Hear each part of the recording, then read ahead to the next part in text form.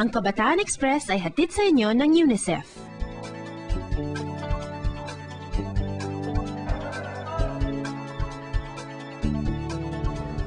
Si Tin ang reporter ng episode ngayon tungkol sa mining. So, Tin, bakit mo ba naisipan gawa nito ng storya? Alam naman nating lahat na very rampant yung child labor dito sa Pilipinas. One reason kung bakit ginawa ko yung story ng child labor sa lugar namin, sa Camarines Norte. Dahil yung probinsya namin, isa siya sa mga probinsya na talagang talamak yung child labor. And sa Camarines Norte, isa sa may pinakamataas na bilang ng child laborers ay makikita sa Minahan. May mga NGOs, yung government gumagawa ng mga projects para sa kanila, pero still, andun pa rin yung mga bata, nawawala, bumabalik. So yun yung kaya namin ginawa para malaman kung bakit patuloy na bumabalik sila sa Minahan. Ano naman yung reaction mo na nakita mo yung mga bata nagtatrabaho sa Minahan? Napapanood ko sa TV, marami ng story yung nagawa tungkol sa mga child laborers or sa mga bata sa Minahan.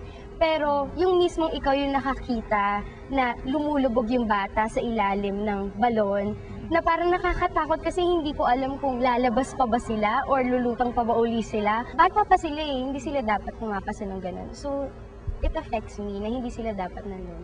Talagang napapanahon yung issue na ginawa niyo ng story, no? Kaya talagang mas na-engganyo tuloy ako na makita yung pagpapatuloy ng storya. Kaya panoorin natin to. Pumunta kami sa Gumaos, isang barangay sa Paracale kung saan matatagpuan ang malaking bilang ng mga batang nagkakabot. Sila'y hindi kabilang sa anumang kumpanya. Self-employed ika nga. Mula sa sentro ng bayan, mahigit 2 oras din ang biyahe bago namin narating ang Gumaos.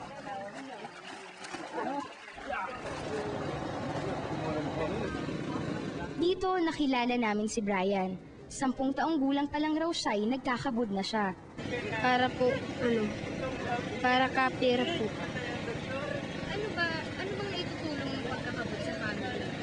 Pambili po ng bigas, tapos pambiling asukal. Noong una, sabi niya ay pagpapabirik lang ang ginagawa niya. Pero sa bandang huli, umamin rin si Brian na nagko-compressor siya. Karaniwang may lalim na 20 metro ang balon na pinapasok ng nagko-compressor. Mga bata ang karaniwang pinapagawa nito dahil magaan at kasyang-kasya sila sa maliit na butas ng balon. Mahigpit na ipinagbabawal ng batas ang pagtatrabaho ng mga bata sa Minahan. Subalit marami pa rin ang nakakalusot. Katulad na lamang ni Brian na nagko-compressor, na ayon sa mga dalubhasa ay isa sa pinakamapanganib na uri ng pagmimina. Lalagyan na muna kung bulak para hindi lugain. Para malagay pa ng mas. Tapos, mahus na po. Lalagay na dito sa liig. Tapos maabuso na po.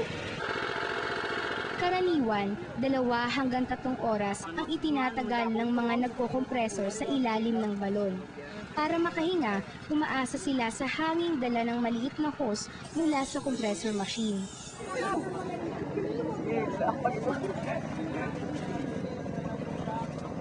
Si Brian, muntik na raw malunod habang nagko-compressor sa dagat. Nalunod po. Nalunod ka?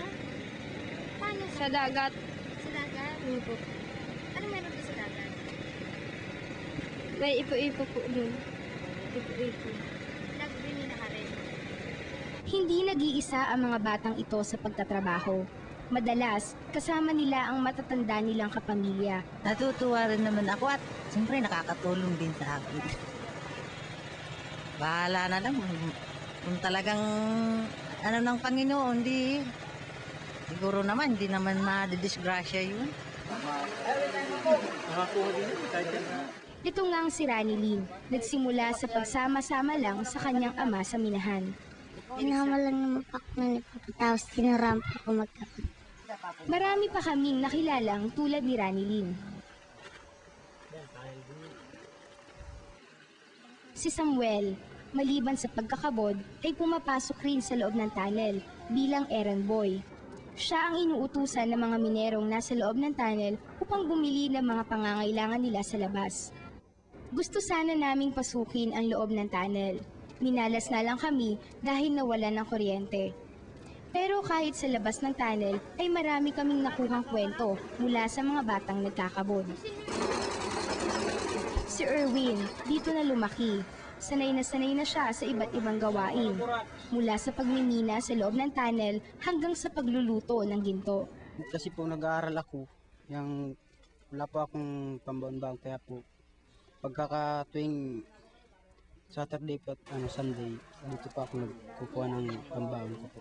Kahirapan ang nagtutulak sa mga batang ito kaya di nila alintana ang mga panganib na maaring idulot ng trabahong ito sa kanilang kalusugan. Pagod po. Minsan, minsan po ay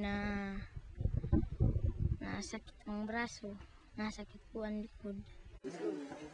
Ayon sa PRRM, isang non-government organization na nagsagawa ng survey sa small-scale mining villages dito sa Camarines Norte, lagnat, ubo, sipon, sakit ng ulo at katawan ang karaniwang sakit ng mga batang nagkakabod.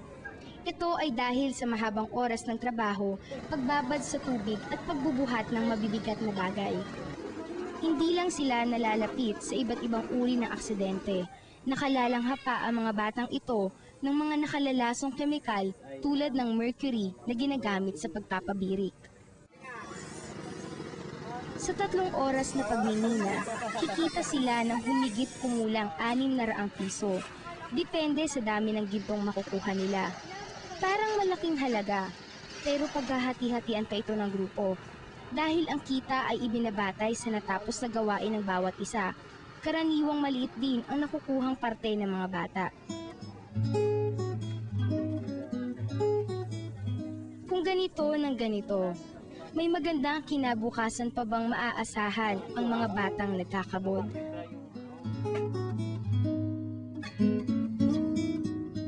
Ang Kabataan Express ay hatid sa inyo ng UNICEF.